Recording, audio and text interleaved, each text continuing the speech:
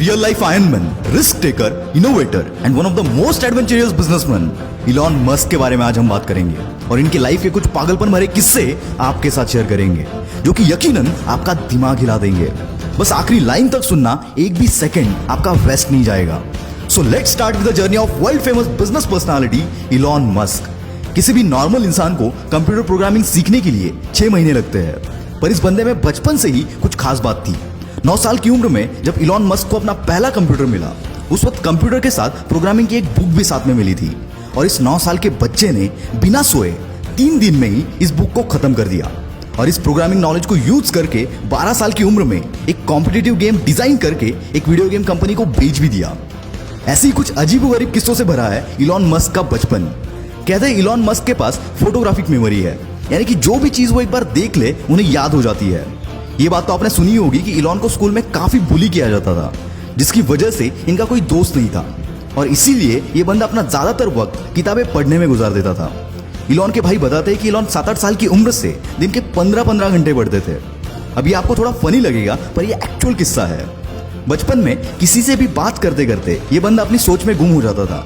इसकी वजह से शुरुआत में इनके पेरेंट्स को लगा कि इलॉन ठीक से सुन नहीं पा रहे और इसीलिए इनके कान का ऑपरेशन भी करवाया गया, पर ऑपरेशन के बाद भी कुछ फर्क नहीं पड़ा।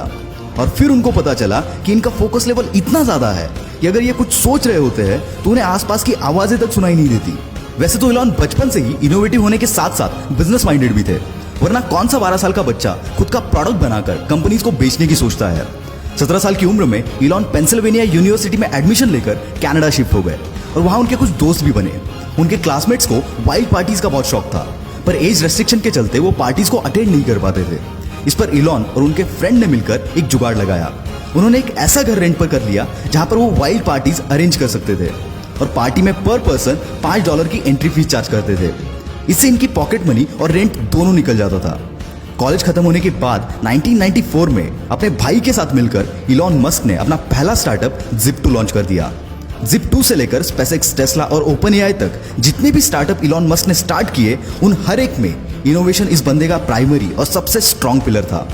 Zip2 में वो अलग अलग बिजनेसेस के मैप्स और उनकी इंफॉर्मेशन Zip2 के वेबसाइट पर प्रोवाइड करते थे, जिससे बिजनेस ओनर्स को नेटवर्किंग में हेल्प मिलती थी।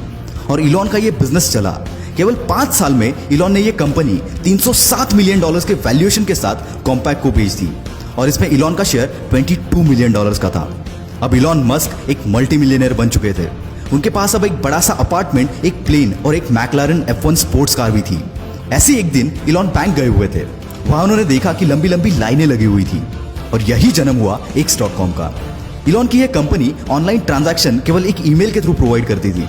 शुरुआत में तो लोग भरोसा करने के लिए कतराते थे, पर बाद में रैपिडली इनकी अच्छी खासी ग्रोथ हुई और आगे चलकर X.com पेपाल बनी।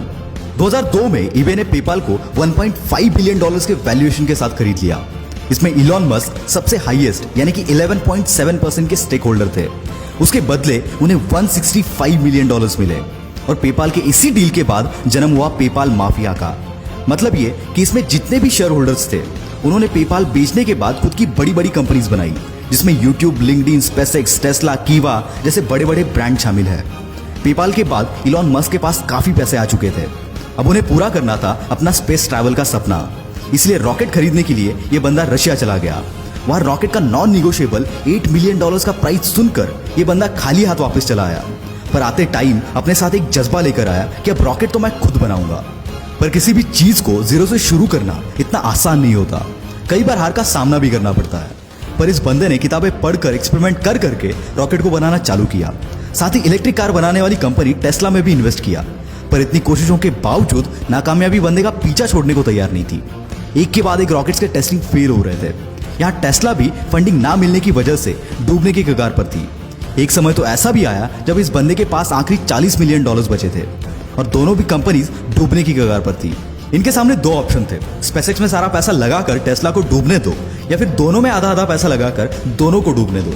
और ऐसी सिचुएशन में इस बंदे ने दूसरा रास्ता चुना और फॉर्चुनेटली इनका चौथा रॉकेट चल पड़ा और साथ ही साथ इनकी किस्मत भी।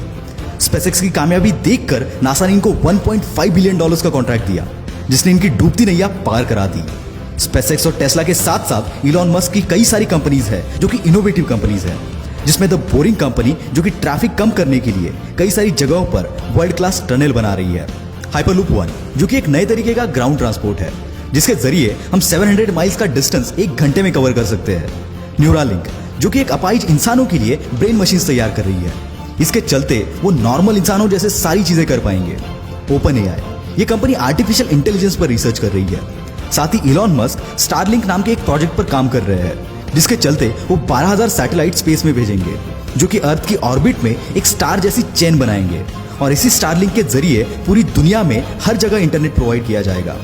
दोस्तों, जहां पर किसी भी नॉर्मल बंदे की सोच खत्म हो जाती है, वहां इस बंदे की सोच शुरू होती है और यही बात इन्हें इलॉन मस्क से द इलॉन मस्क बनाती है। दोस्तों, बिग शॉट की अगली स्टोरी आप किस पर देखना चाहते हो कमेंट में जरूर बताना। वीडियो में दम हो तो सब्सक्राइब करो और वीडियो को फैला दो यार। This is will power star signing off for the day. Bye bye.